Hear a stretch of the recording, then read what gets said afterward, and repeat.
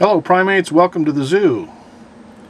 Due to many influences, I have come to realize that I have to break down my approaches to matters that interest me even further than I had been doing. Therefore, I now begin yet another series titled Key Human Concerns, in which I'm going to attempt to be more focused on more specific topics. The statement style will be absolutist, thus interpretable as dogmatic. I apologize in advance for this insult to your intelligence and ask for your indulgence, as these will be brief nuggets of principle with no examples, allegories, humor, or historical references.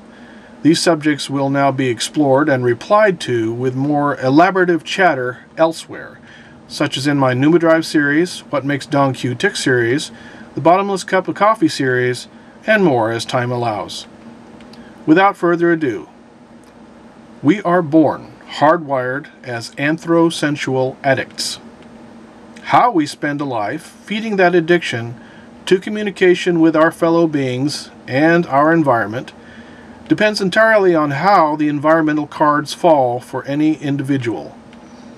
If we are born into a tribal demographic with an emphasis on K-type reproductive strategy, we will be well educated, exposed to liberal paradigms, and will be self-sustaining and peacefully feeding our chosen forms of communicative addiction.